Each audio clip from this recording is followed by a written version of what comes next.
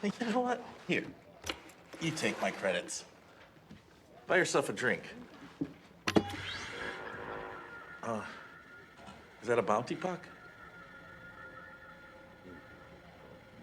Is that me? Look, there must be some mistake. I can get you more credits. I can bring you in warm, or I can bring you in cold.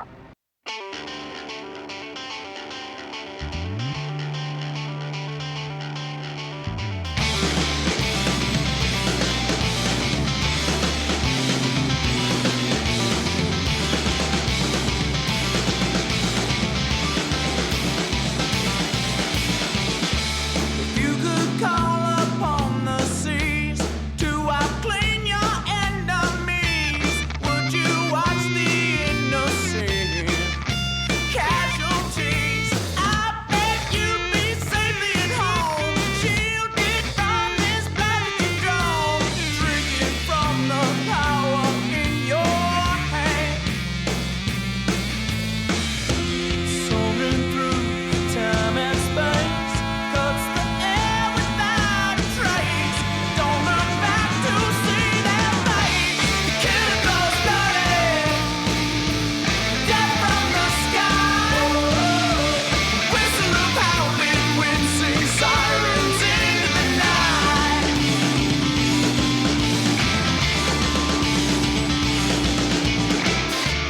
Into the looking glass. Oh, greetings once again, Bucketheads. Mavar Tigar. Welcome to the 204th Mando-licious episode of Mandovision. Our guy Tom, and thank you so much for checking out and supporting this small, independent Star Wars podcast. We are so happy to have you as a member of Buckethead Nation. Hey, reach out to us on social media. We're at Mando_Vision on Twitter and Instagram. Email the show, mandovisiontom@gmail.com. Make sure you're liking, subscribing, following, and sharing the show with all the Mandalorians in your covert. How is everyone doing? Welcome back. This is sort of a roundup episode, kind of like checking in on the state of Star Wars. You know, we had our good friend Regan on just a few weeks back to kind of talk about all the news from Star Wars Celebration in London. But now that the season of The Mandalorian has wrapped up, I felt it was appropriate to bring Regan back. We did this for Boba Fett. I think we did this for season 2 of The Mandalorian. I'll have to check my notes on that. But yeah, like let's kind of like get together with the Star Wars buddy and talk about the season, like the highs and lows, like where it didn't work, where it did work, the high, the successes, the swings, the misses, all the stuff in the middle, and kind of just put a bow on the end of season 3 of The Mandalorian. And there might be a few other tidbits to talk about too, because there's a certain story making its way through the internet right now that does affect our bucket-headed friends on Mandalore, in Sundari, however you want to say it, however you want to look at it. But we're gonna like, have the conversation, and then after this episode, we are getting busy with like the final, what is it, 4, 5, 6, 7 episodes of season 5 of Star Wars: The Clone Wars, and they are bananas intense. They are ooh so good, and I can't wait to start sharing those with you guys. I'm also trying to work a little bit ahead. I'm recording those Star Wars: The Clone Wars episodes a bit in advance because I have you know how it is. You know, sometimes your work life interferes with your podcast life, and my work schedule will be changing in a few weeks. So while I sort of have to transition to a new schedule at work, I want to make sure that the podcast isn't interrupted and needlessly. So I'm getting a few episodes banked up and ready to go. I think I maybe mentioned it before. I'm not quite sure how this will affect our Ahsoka coverage, but there will be Ahsoka coverage in August when that show debuts. So don't worry about that. We're just going to work a little bit ahead. I want to have some episodes banked up so that there's no hiccups in the proceedings. and again, like these 7 episodes of Star Wars: The Clone Wars, intense and totally worth it. All right, so let's go ahead. Let's link up with our good friend Regan from the Come On, It's Still Good podcast. Be sure you're checking them out. It's always entertaining, and not just because I know those guys. It's a good podcast, and they talk about movies in a very unique manner. And I think you all will find it endlessly entertaining. It's like sitting down with your buddies and just talking about movies and why they are not that darn good. So let's link up with Regan right now. But you know what you have to do first. It's time. Strap on your buckets. Let's go. You expect me to search the galaxy for the home of this creature and deliver it to a race of enemy sorcerers? This is the way. All right, joining us once again via the power of the internet and Skype, our good friend Regan from the Come On, It's Still Good podcast. How you doing, buddy? Greetings, programs. I'm good, bud. How you doing? I'm doing all right. I was really kind of intrigued, something for our Star Wars friends out there in the podcasting world to know when you just recorded about the island. Ewan McGregor, Obi-Wan Kenobi himself. That's right. We're crossing into streams, baby.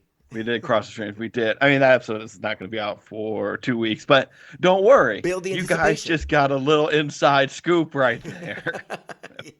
Hey, Star Wars fans will follow Ewan to the island, no doubt. That's true. I mean, it also had Dr. Phlox in it from Star Trek Enterprise. And Scarlett Johansson, correct? Scarlett Johansson, Yeah. Michael Clark Duncan. It's a big cast. All the Michael Bay John favorites. Hensu, Sean Bean, Sean Bean, the legend. who hasn't been in Star Wars yet, surprisingly. Like the only guy from Britain who hasn't. You sure he wasn't in the background of one of those the ships that came in with Lando Could have been.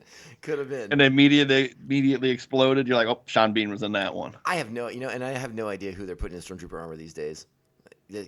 They always tell you after. It's a good point. Well, that's I mean, something that's for- why people were mad at Lizzo. She wasn't in Stormtrooper armor, so they're like, And Jack Black. Like, we can talk about that. We can get Yeah. into And that. people got real mad People about got it. real mad. Real mad. How dare they put famous people in Star Wars? Well, I mean, that's why you're here today. We're here to hit our big review. We did this. I know we did this for Boba Fett. I can't remember if we did this for season 2 of The Mandalorian or not. I mean, we geeked out and texted about it constantly for like 6 months. Yeah, that's. I mean, how many times did we watch, Luke Skywalker just crush Dark Troopers? I mean, we watched those clips endlessly. So much. My wife did come and take a tablet out of my hands and said, "Stop watching it." And I was like, "You don't know me. Give me that back." That's a peek behind the curtain right there. Holy. I know. Oh, Because my. I was watching it too much. And I kept trying to explain to her, well, Luke Skywalker. And she's, I don't care. And we just keep moving on. And, it happens. Well, so like broad strokes for this season of the Mandalorian, how'd you feel about it overall? As a fan, as an enthusiast, as a member of Buckethead Nation? All of them. I love anything that has to do with Mandalorians. Amen. You got several little Grand Admiral Thrawn little tidbits. Not enough for me, but just enough. I don't know why people are so hard on this season. Like online, the online community. The online community in particular was pretty vocal, for sure.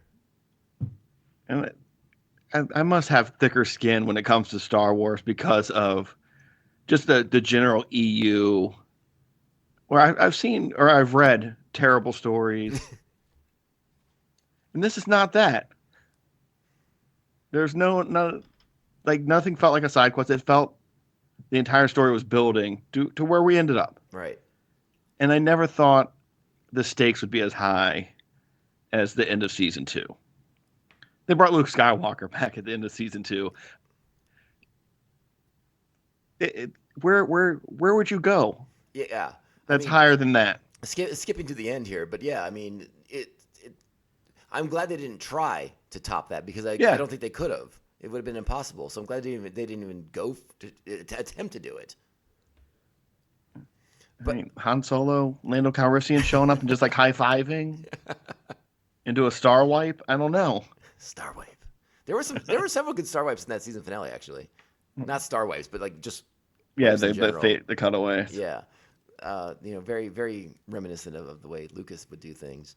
I sort of wondered if maybe, and again, I don't want to speculate on the state of the internet necessarily, because God knows what those lunatics are thinking. But I wonder if people just didn't like that there wasn't a sort of like through line like there was for seasons 1 and 2, where it was like protect a child. Now we get find a Jedi to protect the child. Deliver him to a Jedi, and all these things that we sort of knew what our quest was for the season. And I feel like they laid that out pretty. I mean, I feel like they laid it out like this season was going to be all about retaking Mandalore, but I guess they didn't capture the hearts and minds of people the way they maybe Grogu did in seasons 1 and 2. I could see that. It's also how do they recapture Mandalore? Mm-hmm. It's fine. They just basically kind of show up and it's broken, except for giant monsters. Yeah, like what did it? What did And Bo-Katan one say? Imperial base that's just been chilling. Just been chilling. Yeah, what did Bo said? What did, like the bombing, like awoken several dormant species or whatever that were beneath the surface of the planet for a long time. So. Yeah. Well, also the 3 Mandalorians that are just like on their pirate ship, land ship. They couldn't have been like, we've still seen the Empire around here. I wish they had given those guys names. Like you still look them up and they're like Mandalorian Captain, and you're like, that's Charles Parnell. He's like a movie actor. He's been in things. Why can't he have a name? I know he can't get a cool Mandalorian name. Heck, what the heck? I'm sure there's like a Mandalorian name generator they could have used on the internet if they didn't want to Sure, think that there's hard. several. Look, Jon Favreau's busy. He doesn't have time to name all the little things out there of characters who are going to speak. I suspect there's someone at Lucasfilm that could do that for him if he wanted. He's not going to relinquish control. I was gonna say too controlling, right? He's not the ultimate fighting champion, but he is the controlling champion of Mandalore. Yeah. Then he has to keep going until he's the champion of Mandalore. What about the criticisms? Of which there were many. Yeah. But let's kind of focus on one in particular right now, where this season sort of got knocked as Din Djarin and Grogu sort of became secondary characters in what a lot of people have sort of termed like, well, I should say a lot of people. I don't know if I've seen it out there, but the Book of Bo-Katan basically is what they want to call this season, right? Do you agree with that assessment? I feel like that's pretty off base. If Din actually wanted to lead the Mandalorians, he probably could have. Except everything we know about him, he has no desire for that. And he likes Bo, so he's trying to... Hold on a second. Hey, man.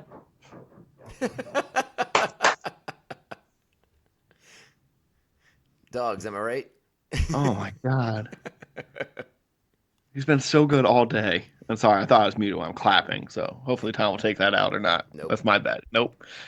He just gave me the no, ladies and gentlemen. So that was me talking to my good boys who are not good boys right now, who are destroying a very expensive couch. So Bo-Katan, get back to your Bo-Katan. I forgot what we were talking about completely. Bo-Katan stealing the show, basically. It's the Book of Bo-Katan this season. She has a great story. I like Katie Stackhoff, so of course I'm on board with it. Yeah.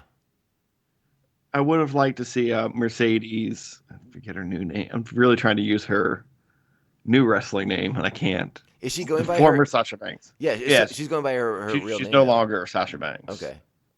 She's Mercedes Mello something. I can't think of it. Monet. Mercedes Monet or something like that.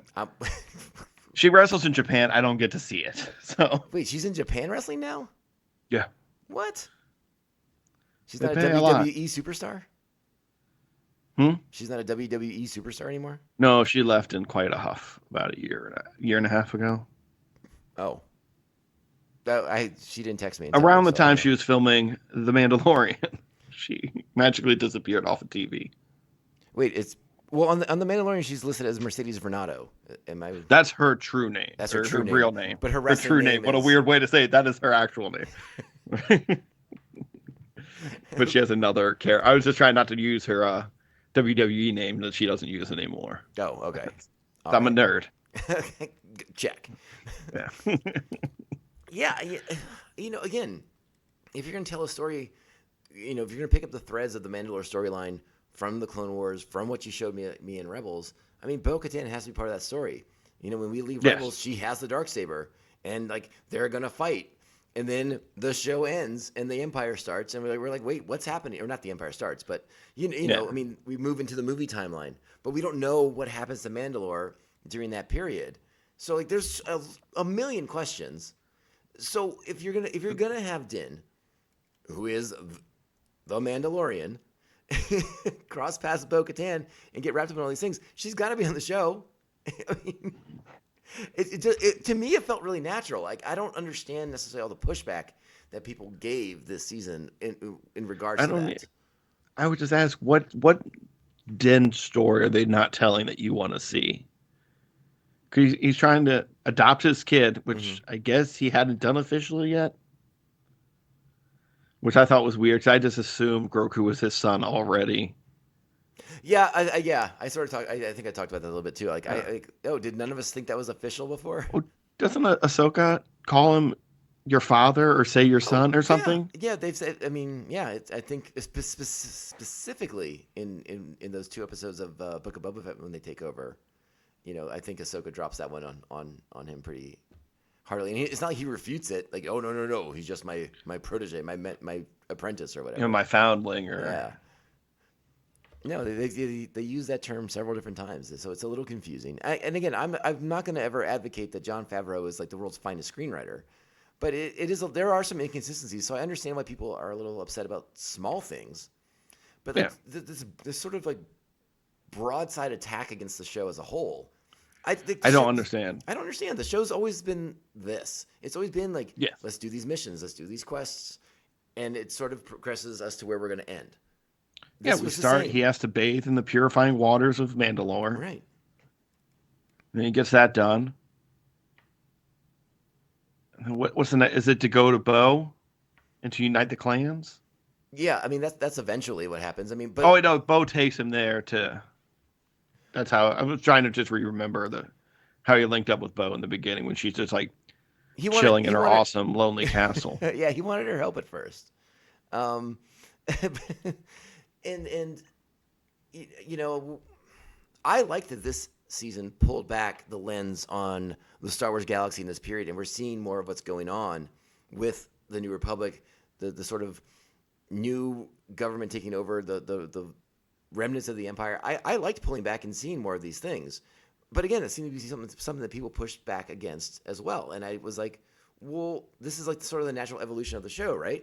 If you're going to pull back and focus on Mandalore, you got to figure out the state of Mandalore and the state of the Republic, and how much of the Empire is involved in these things. Like, they're still around. Yep. Like, Moff Gideon's been here since season 1. Like, all this. I guess I'm just frustrated with people not liking understanding. Yeah. This is how you get spinoffs and more shows. Is you do a small little taste. Well, again, it was fun when season 1 and 2 were in like a very small corner of the Star Wars galaxy, but they wanted to expand that and give us like a larger perspective of what was happening in a post Return of the Jedi galaxy, and I found it very interesting. Like yeah, I'd like to know more. Would you like to know more? I would. I mean, that's not this series, but I know. but yeah, you could beep at me like an R2 unit. When the show goes, I think it's chapter 3 of this season, I'm sorry, episode 3, chapter 19. When we go to Coruscant and we're with Dr. Pershing and the amnesty program, like all that stuff. Like, yeah, I get it. Like, I want to see Din and Grogu do things too, but that is a fascinating episode. It is. I think the amnesty program needs better vetting. They were taking way too many people. Still don't know why that doctor just like leaves the former Imperial alone in that room where she can crank the dial all the way to 11. She's trustworthy. She turned him in. She's not going to. She's not going to. She said she wanted to stay with him. Yeah, she's not going to mind flay him. It's fine. It's all good. I'm just saying, there's got to be more than one question on their questionnaire of like, "Are you sorry?" or whatever it is. Click yes or no. Well, I mean, again, I think kind of like underline what you're saying. I mean, that's part of the problem, right? Like one of the flaws of the New Republic, they're not doing a very good job with these things. This new government is awful. They just seem like a bunch of bureaucrats and pencil pushers, not getting anything done. Yeah, like Tim Meadows. Exactly. I'd love to see Tim Meadows show up. I was like, yes, he's done it. He's the ultimate pencil pusher. He's like, oh, they're not affiliated. Oh, that's gonna be a problem. It's like, oh my goodness. It's just sort of fun. Well, I shouldn't say fun. That's not the right word. But it's very interesting to explore this transition, like these these heroes of the rebellion now having to be regulated by the bureaucracy of their new government that they wanted to install themselves. That's supposed to be like, all about freedom and liberty and blah blah blah, but isn't doing a very good job of any of it. It seems more corrupt and awful than before. Even less tyranny, more corruption. I don't know. Yeah. Just seems a giant mess. And now you understand why Mando in like season 1 was like, ugh, the New Republic. Yeah, gross.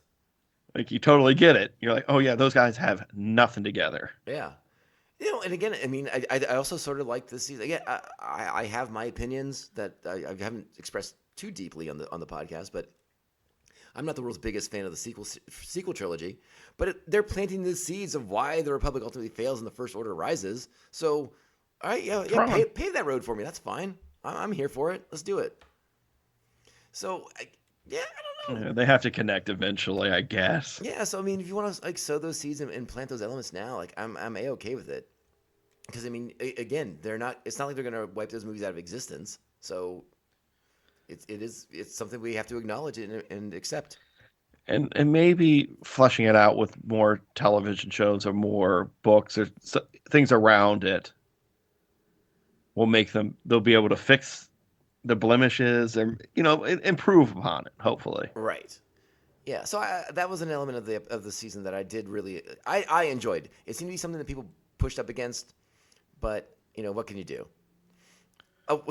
One element I wanted to talk to you about this season, and I hope it's something that we continue to explore more fully, but I'm nervous now. We know that there's like an end point with this Mandalorian New Republic Imperial Remnant movie that Dave Filoni's going to helm.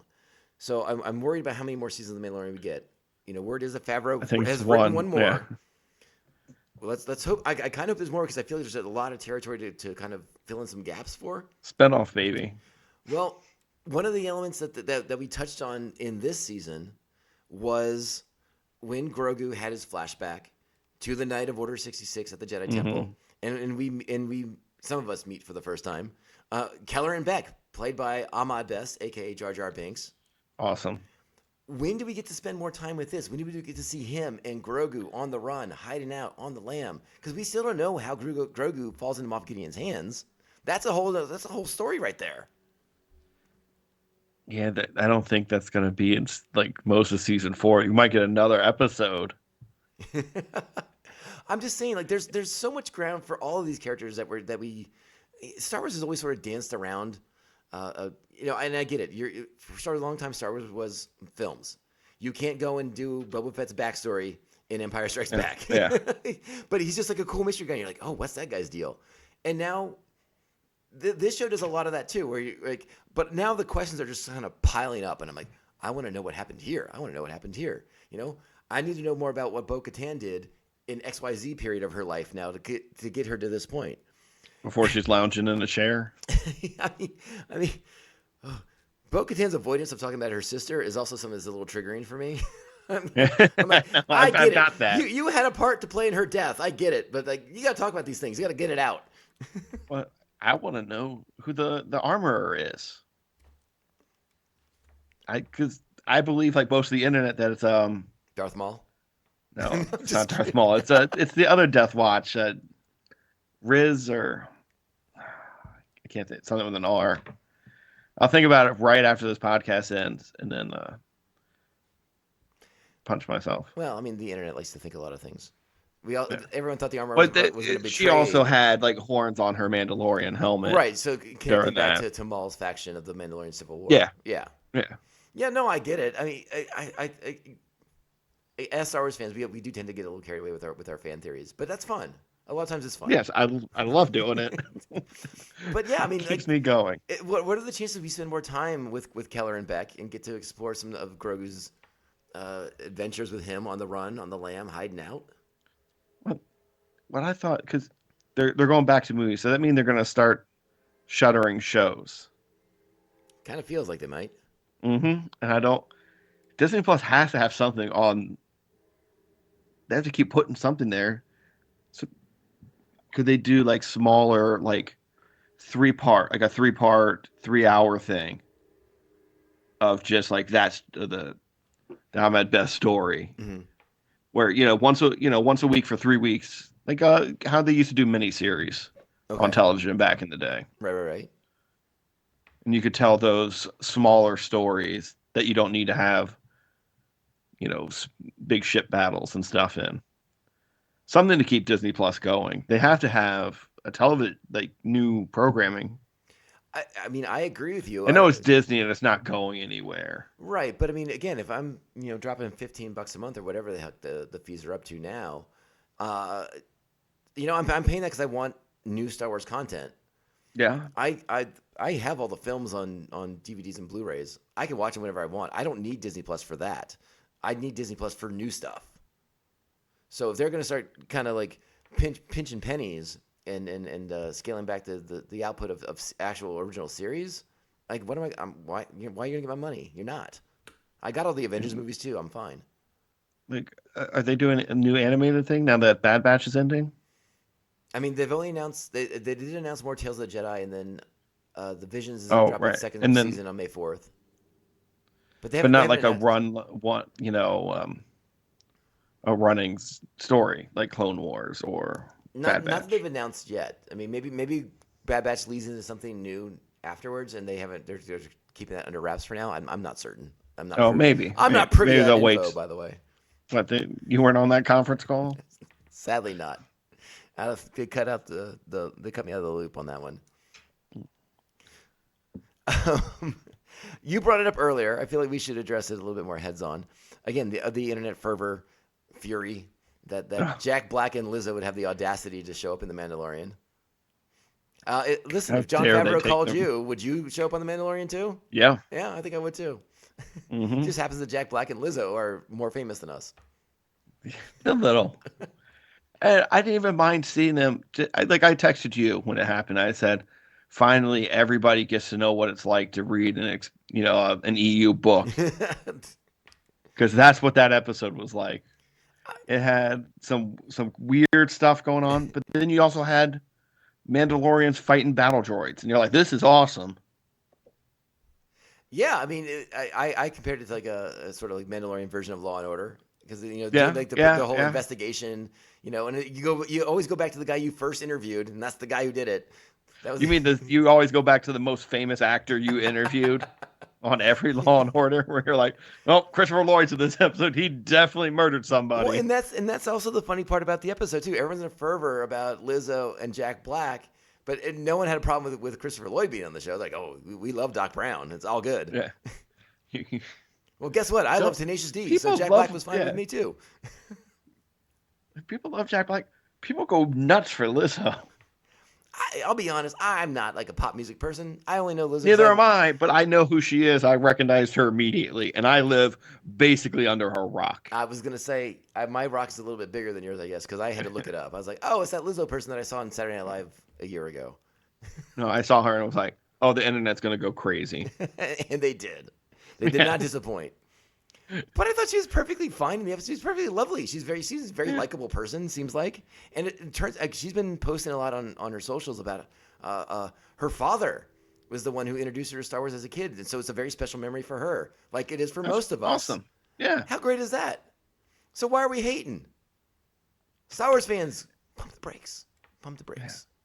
And hopefully, when they go back the next season, in season 4, they're evil.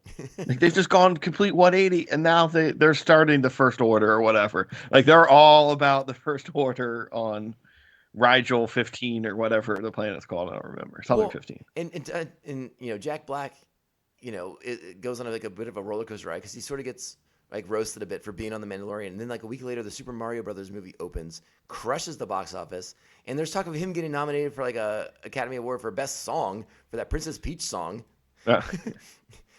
And I feel like he should get nominated for that Bowser suit that he wore to the premiere. That thing was pretty rad. I don't know if you saw it. Oh, I didn't see it. No. I haven't seen the Super Mario Brothers movie yet. No, I haven't seen it either. But Both my brothers actually went to theaters and watched it. they have small children, though. You don't. You have That's dogs. the excuse. Well, I'll just bring some kid. Be like, you kid, you won the lottery. You're going to see Super Mario Brothers. Hey now. What other elements from the season should I get to? Okay, I mean, I guess we can go back. I think you and I might have joked about it passingly when we did the celebration recap about how Chapter 23 was titled "The Spies," and I'm still not quite sure who the spies are in the episode. But it let the internet go crazy, thinking everyone was going to betray everybody. It was an episode of Game of Thrones, apparently. It's been a bad influence on the community. They're like, did you see the way that Bo-Katan looked at somebody and raised her head slightly? Evil. Evil. They're dead. That's betrayal. It's happening. I mean, I saw the armor, axe woes, bow, all the things were going to happen. For half a second, when Axe Woes gets on the ship and is like, everybody get off. I was like, well, you shouldn't do that. Don't trust him. I don't trust him right now, the way he said it. And nothing bad happened. He was a hero. I know. And I sort of had that moment, too. I was like, is someone going to betray somebody on this episode? And I paused, too. And I was like, oh, no, I guess it's not happening. And because that's not really what this show is. And it never has been. I think I think some shows have warped our brains. And we can't just accept sort of. Yes. And again, I don't mean this in a negative way. I don't mean this in a negative way, but the Mandalorian is sort of a simple, straightforward show, and there's nothing wrong with that. I think we keep wanting to put like our modern TV takes on all these on Star Wars, and this isn't the show for that. No, this Star Wars is more redemption arcs and. Yeah, I mean it's space fantasy, it's fairy tales, it's all that stuff in one sense. You know, we're getting the depth and complexity of storytelling that we want from shows like Andor. The Mandalorian is not that show, and I've accepted that. You know, as much as I want, like sort of like a Game of Thrones level show about the courts, about the houses of Mandalore, it will never happen in my lifetime. I've accepted that, and I'm moving on with my life. Because again, the houses of the Mandalore, that could be an insane drama. But that's not Star Wars. There's still hope for like a Bounty Hunter Guild TV show where you follow like 5 different bounty hunters around. You know, I'd love to see it if they would consider bringing back, you know, that the Underworld show that they were planning to do, like, you know, 13-ish years ago now. It'd be intense. Has it been that long? Man, it has been. Yeah, I'm going. So a little preview for the audience coming up. I'm working a little bit ahead, and I'm rewatching the Clone Wars right now. You know, back in season 5, and we're to the big arc where Maul forms the Shadow Collective and invades Mandalore with them. And I just watched the debut of the Pikes. Yeah, who were being planted for that show, so that they could use them in that Underworld show down the road. Oh, that's cool. Yeah, so I'm like, oh my god, it's so funny. I just saw the you know, I just touched base with. I just watched that episode because while watching The Mandalorian, I was like, I'm really enjoying Bo-Katan. I'm just gonna watch every Clone Wars episode of Bo-Katan, and I did, and it was great. Yeah. And then you know me, I got into like an Ahsoka wormhole, and I started watching every Ahsoka episode, and then I just ended up watching what's the last season? 6, 7? 7.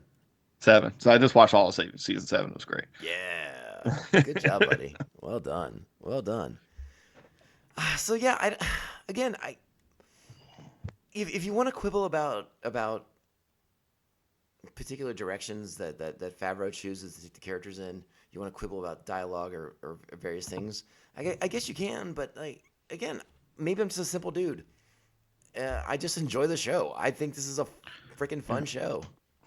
And my producer did have one good nitpick about the season. Okay, love to hear. Is the final fight with Moff Gideon? Okay, bring it. He shows up in Mandalorian armor, and he pointed out, he's like, it felt like a Marvel movie to me, where the villain just gets the same outfit as the hero, and they're gonna have a big battle.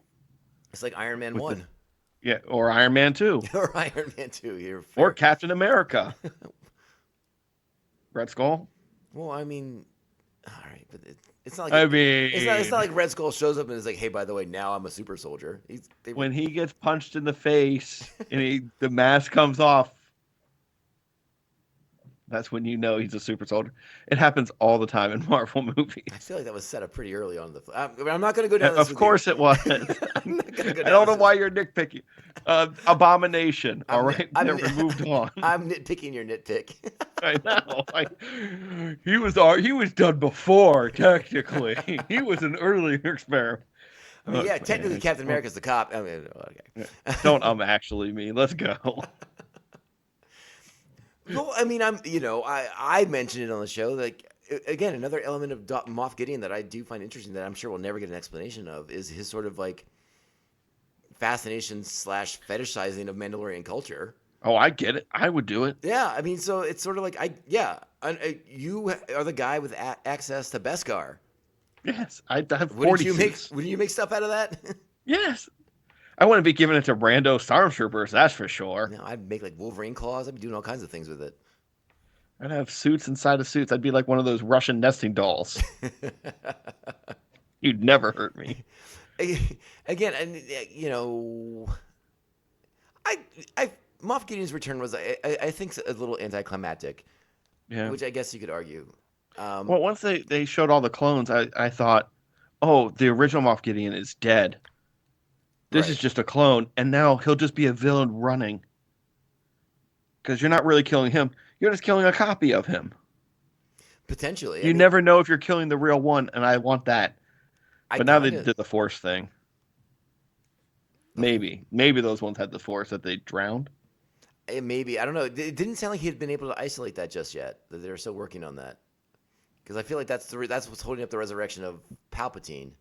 Because they don't have that quite figured out just yet. Do you think they're going to make them go insane as well? I mean, I had a whole podcast about Heir to the Empire, so I mean, I'm kind of hoping. But I'm hoping too. I mean, they laid a lot of groundwork. No, for now sure. they can get those Spengali cylinders out. And Thrawn can fix everything. The Spengali cylinders. That's exactly what they were called. You nailed it. Yeah. Look, it's something like that. I can't remember off the top of my head. You know what I'm talking I about. believe it's a Sparty cylinder, something like that. Yeah, there you go. I'm closer than you are, that's for sure. Sparty? It's a cloning tube, okay? Yes. Patent pending Royal Imperial Navy. You know, I don't know if I want to go little side tangent, but you look at Heir to the Empire, written before there were prequels. Mm-hmm. Thrawn Timothy Zahn wasn't too far off on that technology for making clones. Nope. Kind of close. You nailed it. Kind of nailed it. I mean, maybe he's working off of like drafts that Lucas had been putting together. I don't know for sure, but Well, he did have conversations with Lucas, so maybe Lucas was like, "This is how." No, Lucas had no idea back then. I don't know what the F I'm talking about. He had no idea. That's giving somebody way too much credit. Yeah, so again, I really like this season. I'm looking at the episode ratings on IMDb, and most people seem to really like them. The only one they really seem to hate on the biggest is obviously the Jack Black Lizzo episode. But the internet again can't stop its like outcry on everything. So it's I don't understand. I don't understand. It's because they grew up with it. They grew up having Star Wars movies and television shows coming out of their ears. They didn't have to suffer, walk to school in the snow. Well, so let me ask you this question too, because another thing I saw a lot of, and I know your answer, but I just want to put it out there for you. The other thing it was bandied about on the internet, like, oh, the Mandalorian's not special anymore. No one cares when it comes on. Blah blah blah. How'd you feel about that? Not true. Right. Not true. Nope. I was staying up every Tuesday night for the clock to flip over.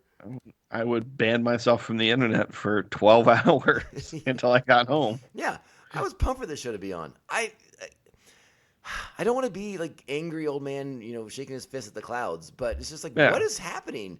Like, why can't we just enjoy Star Wars? It's Star Wars. It's enjoyable. I know. It's so great.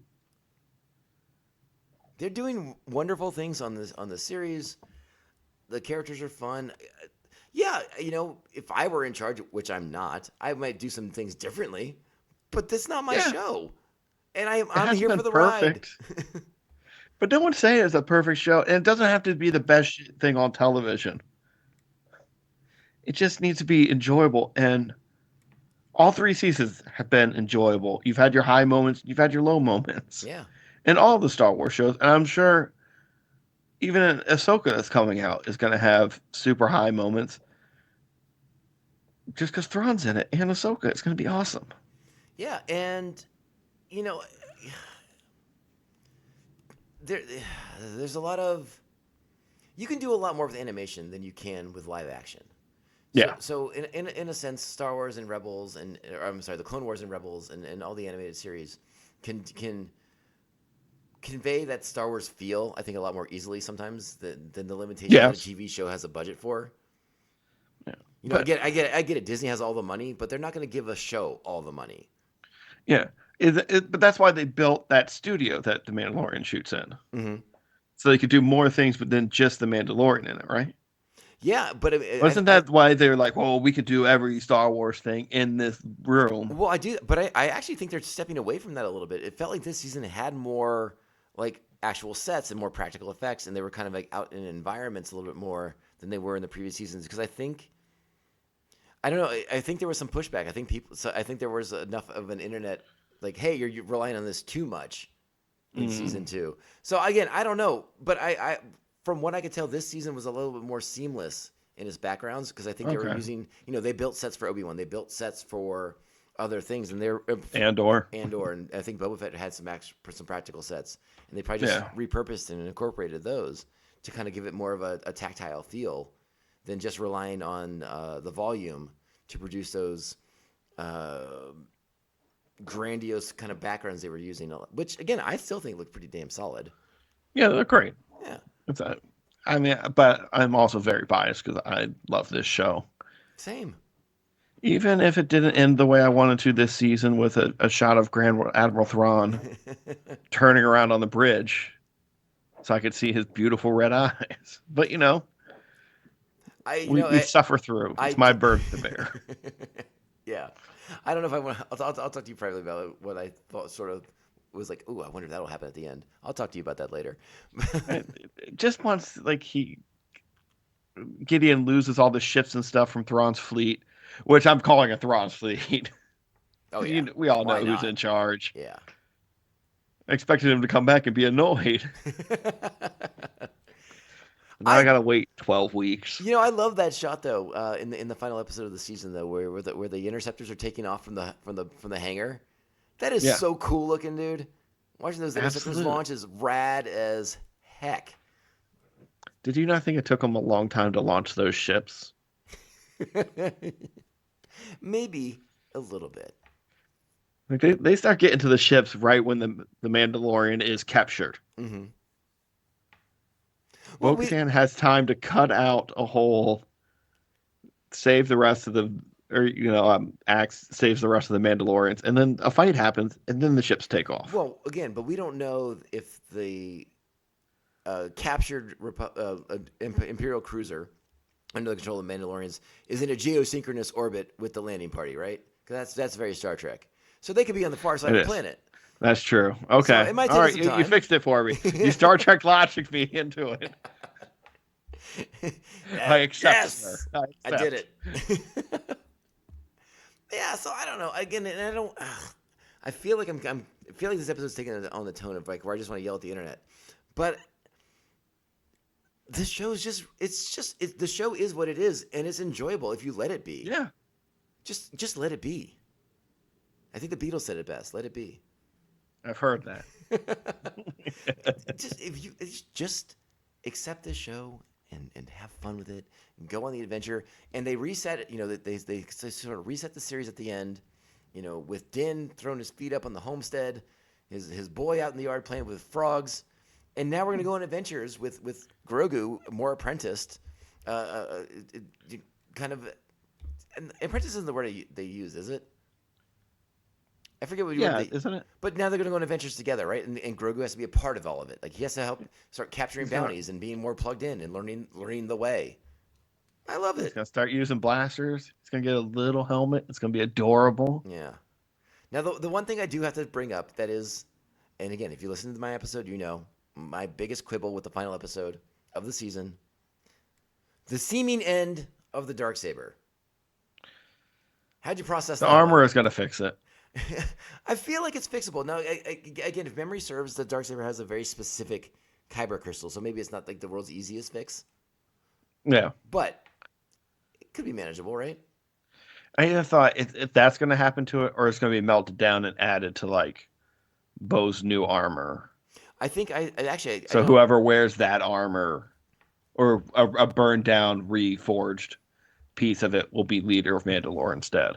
Yeah, Where it'll be called like the Darksaber armor. It seemed like the mythology around the Darksaber had built up enough to the point where if that weapon was going to be destroyed, it maybe should have had a bit more of a dramatic gravitas to it. So I think that was my biggest complaint about it. But again, as I said before, the Ahsoka trailer at the very end shows us the lightsaber droidsmith Wang is still around, voiced by David Tennant. I think I'm saying his name wrong. I have to freshen my vocabulary up on that. But that's the droid who helps the younglings build lightsabers in the Clone Wars. So like, how did he live through 66? That's see. I mean, he's not mini a Jedi. series. He's just a droid. People think droids are useless. They ignore droids. Droids blend into things. You think the 501st was ignoring a droid that makes lightsabers? I mean, maybe he was, off on a mission with the younglings. I don't know. We'll find out. Oh, so he could save some younglings? Maybe. Didn't that happen in like a Clone Wars or something? Didn't I see that? Well, I mean, there's a whole like a 3-parter episode with him and younglings. Yeah. Yeah. Yeah. They get the whole thing with Hondo. Yeah. Hondo. See, where's my Hondo show? You'd be dangerous if you listened to my podcast. You would know all these things. I know. I agree with it. I listen to your podcast. I'm just You kidding. think I can't retain information? Look at this attack. I come on here in good faith as a guest, and I get sneak attacked. True dat. Trap. Yeah, I think the thing that still kind of rankles me a little bit is sort of the demise of the Darksaber. But again, it's not unfixable. Yeah. But will they move forward with it? I don't know. And like you said, the idea of forging it into someone's armor, that's an interesting thought. I like that. Yeah, and then if that they just keep reforging it, passing it on to whoever accepts the matrix of leadership. If you want to use Transformers, get another weird thing thrown in here for no reason. Yeah, I don't know. It's going to be interesting. I future did think it Mandalorian was anticlimactic to just have him smush it with his robot hand. Well, I mean, because like 5 minutes ago, he was like, "Give it to me. I want it, Yes. so that I can be like, I'm the ruler of Mandalore again." Me. Yeah. Well, first, like they're about to fight. He's like, "If you just give it to me, I'll kill you quick." Yeah. What? Have you not been paying attention to what's been happening for 6 episodes, man? Like, I know, Moff, you're not really plugged into what's going on, but Plugged in enough, I guess. is Grogu using the Force to talk to the Mythosaur at the end through the water? I think it's funny that's like the one thing I didn't talk a ton about on my season finale recap was him in the water, and I do think he is. I do think he. I thought he was trying to communicating pull it with up the at Mythosaur a little first bit. with the Force. I don't know if he's trying to do that, but I definitely think he's trying to say hello. He's like, "Hey, I know you're down there. What's up? Yeah. Oh, you definitely. Yeah. You can feel. How you doing? I'm Grogu. Say hi to your mother." I want. Yeah. See, he's Mark Wahlberg now. Mark Wahlberg at the petting zoo. There you go. It's at some point next season, Grogu's gonna ride that Mythosaur out of the water, and it's gonna be incredible.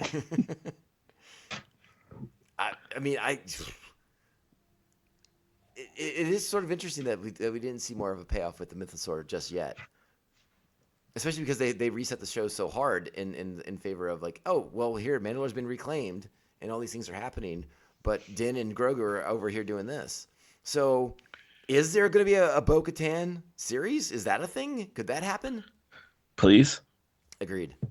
Did you not think getting to the other planet where they're like Mandalorians can stay and live here and be happy? Oh, and Navarro? Yeah. And Navarro, and they're there for what? Like a week. 7 hours? And Yeah. they're like, you know what? This place stinks.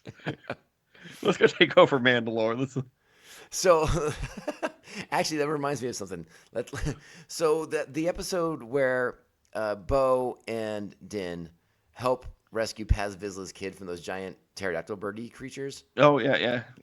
and then they bring them back as quote unquote foundlings, and then they have the They're never seen again. never seen again, or are they? Because when the clans come together in the Spies episode, they're cooking something really big.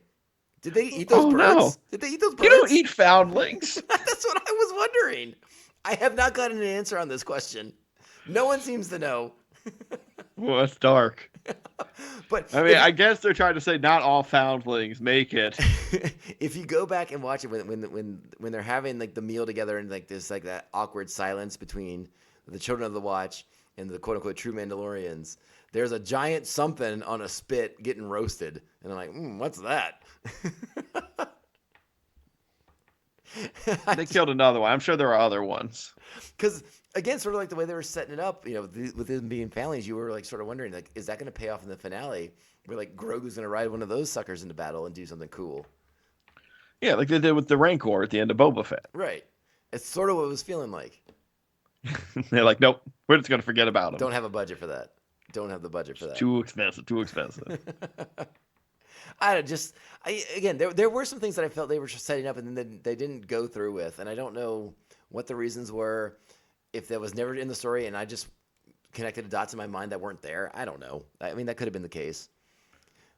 I don't know. Another element that I wanted to bring up with you is something that's circulating now across the web and the news feeds and all these things about Tamira Morrison, aka Boba Fett. Oh yeah.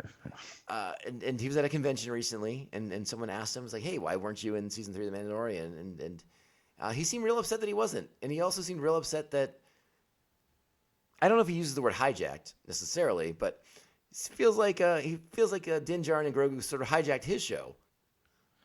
How do you feel about that? I just want to say to him, like, careful, man. Like, careful. You're aging out of the character as is already. They could just replace you and be like, guess what? These are what clones look like now. Well, the quote is, well, that Mando guy stole a few chapters of my book. It was painful watching him turn up with some black new lethal sword. And the way he turned up in my book of Boba, he just destroyed everybody. I'm sure this guy is ... ruining my show. But I couldn't say anything. I'm not the writer, so I guess I have to bear it, I guess. Okay. The way I read it was more tongue-in-cheek, like he's just goofing off. The way you just read it, I'm more like, oh, guess what? You're not Boba Fett anymore. We're gonna move on. And that's sort of the thing, right? Like tone is important. I'm reading these things as articles. I'd like to see if the actual conversation is posted online somewhere, so I can hear the way hear he's his tone. delivering it. Like I took it more like tongue-in-cheek. Like I can't believe they put that guy into my show. Well, and if he's being tongue in cheek, that's one thing. That's completely different. If he's serious, and there's a problem. He did come into Din's show first and hijack 2 episodes. Yeah, well, and they were awesome episodes. One full episode for sure, but they teased him. And they were awesome. Yeah, so I don't know. I don't know how I feel about it. I love Tamara Morrison in many regards. Yeah, and he is Boba Fett, and I'm like the only guy who seems to want another Book of Boba Fett series. Nope, but me too. Okay, so there's 2 of us at least. Yeah, and he does make reference to there being budget cuts over at Disney, and maybe that had an effect and scripts on things, and things changed, and blah blah blah, and maybe that's why there's no news on if there's a season 2 of Book of Boba Fett or not. I don't know. I don't want this. I don't want this to be sour grapes. You know what? I know what this is. This is classic misdirection. He's Commander Cody in Ahsoka, and he's trying to throw us off the scent. I figured you out, buddy. Would you rather see him be back as Captain Rex? Come on, man. Okay, Rex too. Okay. He can be both. He can be both. 2 paychecks. See, I just gave you this dude so much money. It is, yeah. I mean, I would like to believe that it's like you said, tongue in cheek. He's kind of, pulling on his leg a little bit. If he's serious, that's really weird. Can Ewan McGregor be like, I can't believe this guy showed up in my show, just being like, look, I'm a clone and I'm sick and I need money. Yeah, I don't know. I don't know if we'll get more information or more context on the dialogue of I hope it's tongue in cheek. I sure hope so. It's a really bad look if it's not. I get upset when I find out that actors are not happy being a part of Star Wars. And again, everyone's experience on these shows and movies is very, very different. Yeah. And a lot of them, obviously there was a lot of negative stuff in the sequel trilogy for a lot of those actors involved. And so I understand, and those are a lot more recent. So I understand that those are fresh wounds, and they got to let that heal a little bit. But at some point, I'd love to see all them come back and Yeah. reconnect I with want the saga. like have I shit on people in the Star Wars? Absolutely, all the time. I'll do it forever. Doesn't mean I don't want them in the shows or the movies. I just want everything done my way. And that's not how You the know, like world most works. fans and the internet is. We all want it done our own way, and it's never going to happen. Right. Right. Yeah, again, and I don't know how much stock you can put in the rumors, but now the rumors are about that John Boyega may come back to be Finn in that Disney Daisy Ridley led Star Wars film, Are, where the, she returns as are they Rey. going to do anything with his character? Or is he also just going to be in the background? Well, I wonder if this is the movie that sort of like will help I hope so. give I his hope characters a better journey. it's all for. I want to know more about these characters than just them trying to interact with legacy characters. Right. Like they don't need to be walking around being like, "Where's Wedge Antilles? I need to talk to Wedge right now." True that. Yeah, that's a whole I was thing. trying to think of some character they hadn't talked to yet. Yeah, so again, and it takes me back to Book of Boba Fett, which was perhaps maybe the beginning of a lot of people being less enamored with Star Wars on TV because some people were sort of thrown off Very by that negative. show. Very negative of that show. Yeah, and I don't know what it is. I mean, maybe The Mandalorian when it debuted was like just the perfect timing. It was like everything was in harmony and in sync, and we were ready for it. And now we're just spoiled because we got Luke Skywalker destroying Dark Troopers. I was like Luke Skywalker just showing yeah, up. and now we can't handle not having that moment every time we watch the show. I don't know. I'm sort of trying to figure out what the sort of zeitgeist of the public is right now, and I don't know. Yeah, I don't know either. We all loved watching Luke Skywalker show up. It was awesome. We can't have it every year. Yeah, it's Like we can't have just legacy characters showing up all the time. Once in a while, like every 2 years is fine. Yeah, it's difficult, man. Again, I love being a fan of Star Wars, and I will always hold it in high esteem because it means so very, very much to me.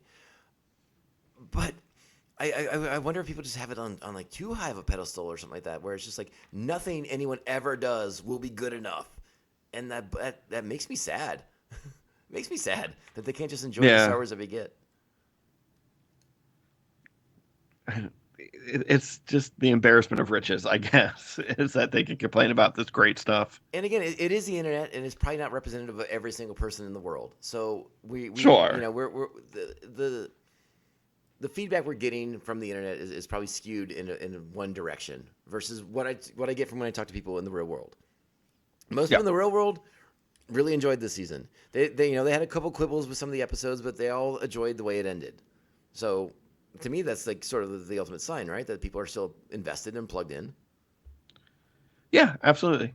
I did want a post-credit thing, but I didn't get. Like, I just wanted to know where they might go for season 4 or something. But it was nice where they ended it. I liked the Forge thing where they all finally yell for Mandalore. I was like, yes. It was cool. And I was like, Paz Vizsla should have really yelled that when he went out. It would have been incredible. It would have been. It would have been. Well, nothing's perfect, but that death was awesome. There were great fight sequences in this season too, particularly those last 2 episodes. Yeah. Really good combat stuff they did.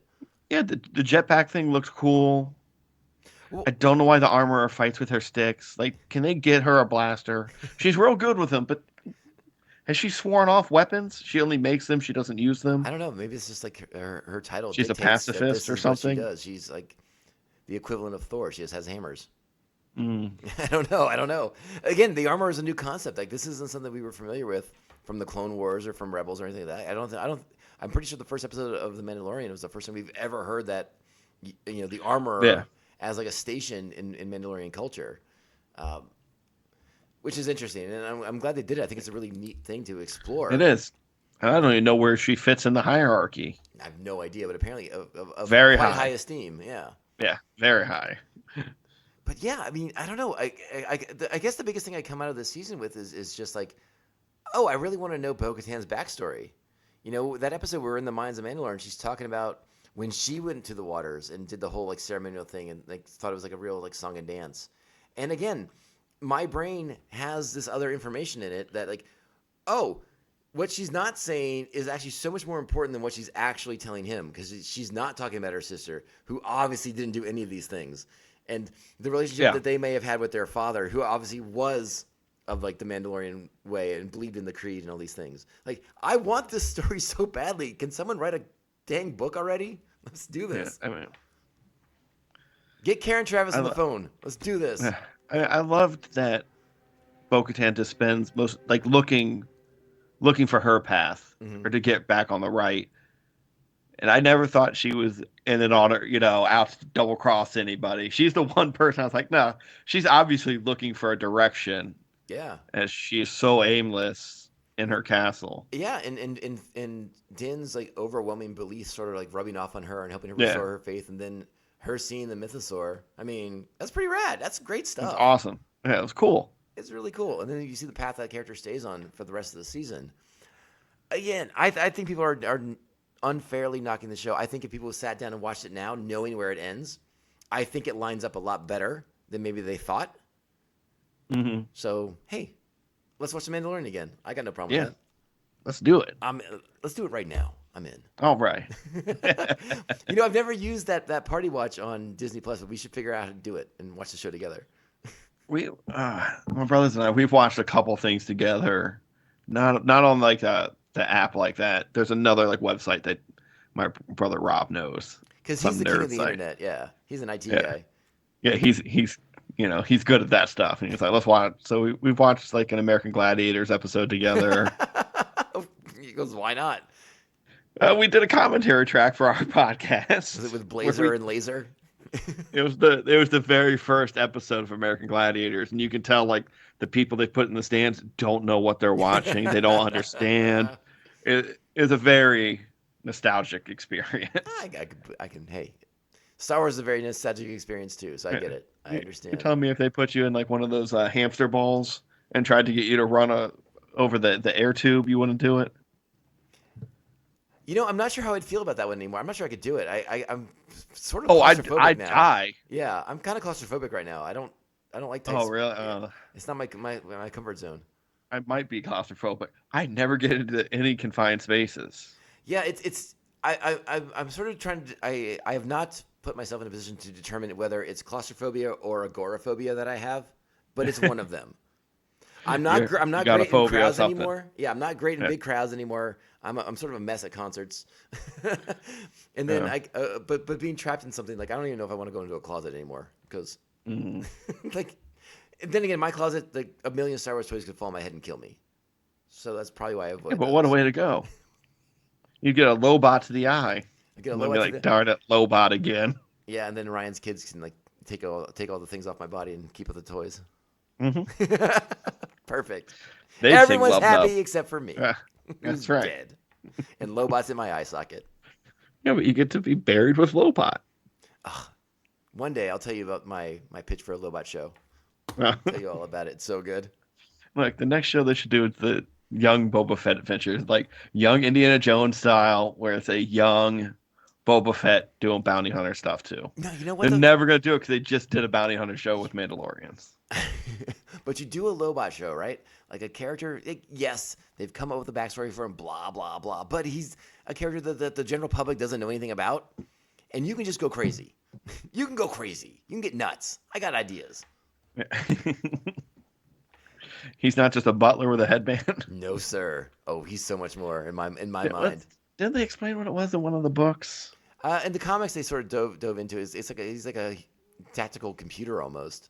Yeah. Yeah, I don't know. Let's not. I mean, we're going down a Lobot.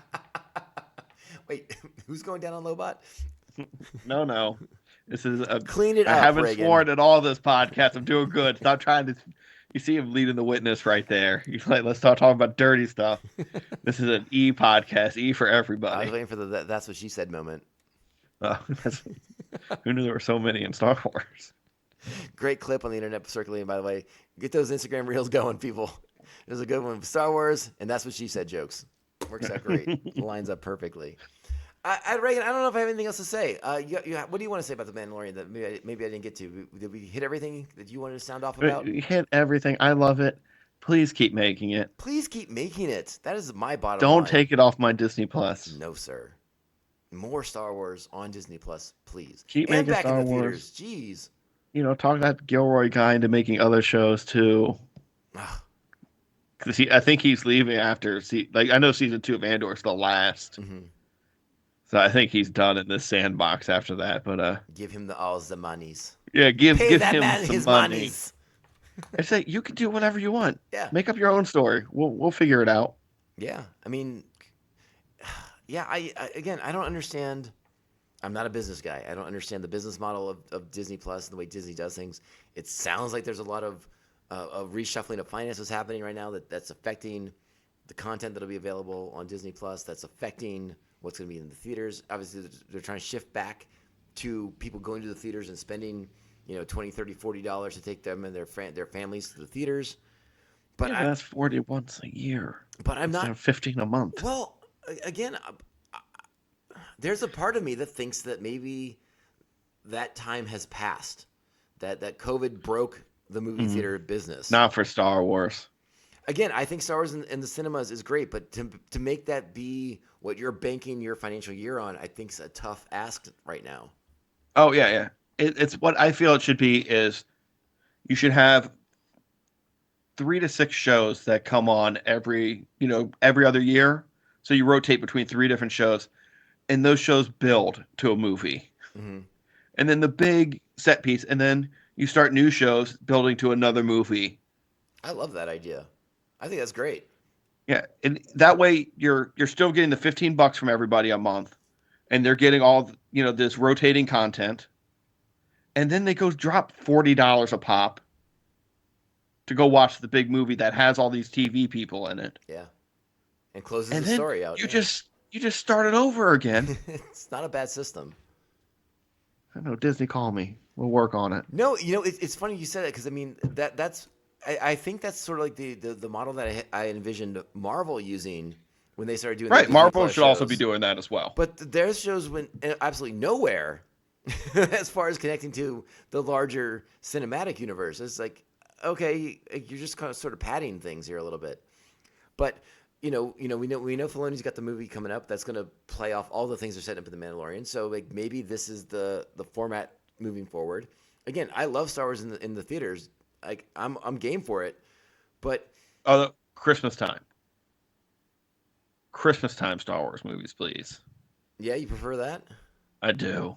I'd like to go back to the old May release calendar. May's very crowded. Christmas time, Star Wars, it's kind of all by itself, and whatever 3 random Christmas movies are playing. All right, listen.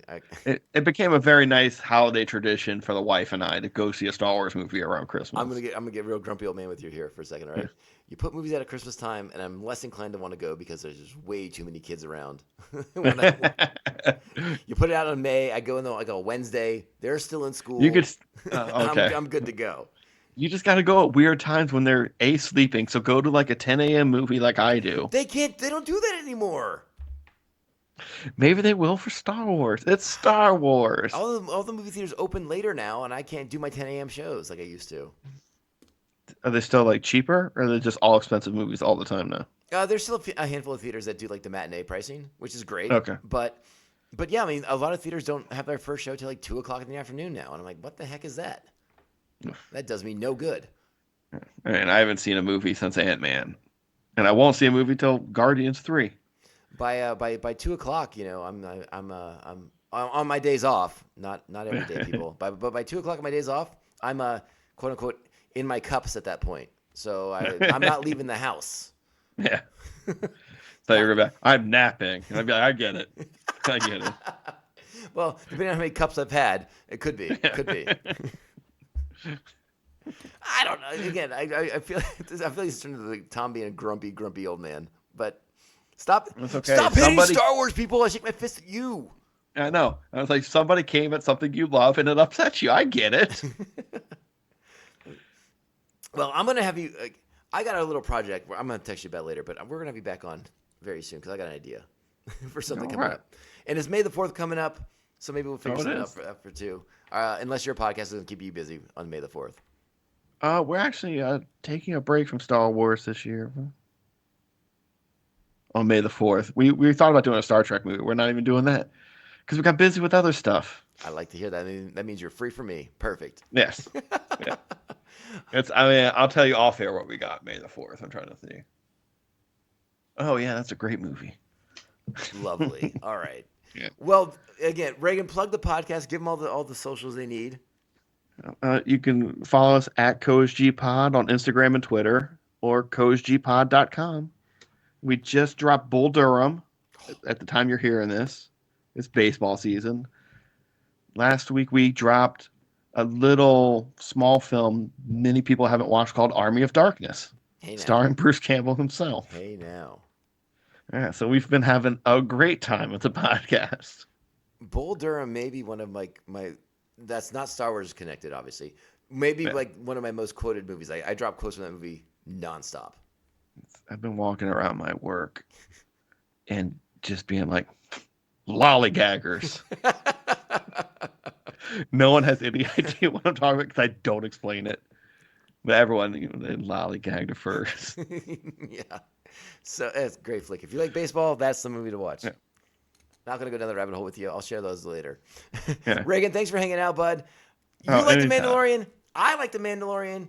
We want more of The Mandalorian, and we're here for it. We're going to support it all day, every day. Buckets on, nonstop. I'm surprised you took it off for this conversation. The truth time, real quick. Yeah. I've priced out like 45 different Star Wars helmets that I'm going to start buying. Yeah, you have. Oh my, Get they're ready. so expensive. Oh, Your wife but they're is gonna. so happy. Well, no, she's going to be the one buying them for me for every birthday, every Christmas. All I'm going to get are helmets. But they got to be able to fit on my big head. Because if I can't wear the helmet, I don't want it. All right, my friend. We will talk more later. Thanks for hanging out, bud. Thanks for having me. Aboosh. There you go. There you have it. That is our wrap up of season 3 of The Mandalorian. I think, and again, I apologize. I really didn't want to come across as Tom, as a grumpy old man yelling at the internet. That's not the way to live life. But I sort of I've gotten a tad frustrated with the sort of vitriol directed at the show over the course of the season. Like, I very much enjoy the season. Yeah, sure. Like, there's some beats that I would have handled differently, but I'm not in charge. It's not my story. It's not my show. Favreau is the guy in charge. Would the show benefit from having like a couple other voices in the writers' room? Maybe. But again, like, I don't know what's going on behind the scenes. I'm not privy to that. I'm just here to talk about the product. And I liked the product quite a bit. I liked this season a lot. Was it as good as season 2? No, probably not in the grand scheme of things. But again, we here at Buckethead Nation, we're here for Mandalore. We are here to see our Mandalorian heroes take back their planet in this season. This season delivers the goods for all of us who are invested in the Mandalorian people, the Mandalorian culture, their society, their way of life. And I think this season delivers the goods. So with that being said, we're going to wrap it up. Excuse me. And I want to make sure you guys all have the social medias once again. We are at Mando_Vision on Twitter and Instagram. Reach out to us at email, mandovisiontom@gmail.com. Make sure you're liking, subscribing, following, and sharing the show with all the Mandalorians in your covert. I am Tom, Nargai Tom, and I appreciate your support of this small independent Star Wars podcast. It means the world to me. Buckethead Nation is, we are sturdy. We are dependable. We are reliable people, much like the Mandalorians themselves, because that's kind of what we're modeled after. That's how we do things. So keep that in mind. And again, I implore you, you have friends out there, and maybe they're not as invested in Star Wars as you are. And maybe they're reading the internet and they're saying, "Hey, what's up with the Mandalorian this season? I heard it wasn't that good." Let them know. Be honest with them. If you agree with them, you can support that. But if you were a fan of the season, let them know why you enjoyed it, and give them the information so that they can enjoy it in the same way that you did. Present them with like, "Hey, man, listen. This is what happened in this thing, and now they're delivering the goods right now, and it works. and enjoy the action. Again, I didn't get into it, Regan, necessarily, but I watched those last 2 episodes again. When the Mandos are engaging in the combat with the Super Commandos, the way the Mandos choose their shots, the way they pick their shots, so they're avoiding the Beskar armor of the Super Commandos, whether it's the back of the neck or under the chin, the action is so well executed and so well thought out and choreographed. Brilliant stuff, and I implore you all to watch it. That being said, next week we kick off our return to Star Wars The Clone Wars rewatch series, and we are neck deep in Season 5. And Maul, Savage, the formation of the Shadow Collective, Death Watch, the taking of Mandalore, and the dawn of the next Mandalorian Civil War. So stay tuned. Be here for those. It's going to be awesome. It's going to be intense. And I'm so, so glad you're all here. All right, Buckethead Nation, you take care of yourselves. Be great Star Wars fans and be great Star Wars fans to each other. This podcast can only end one way. This is the way. This is the way. This is the way. This is the way.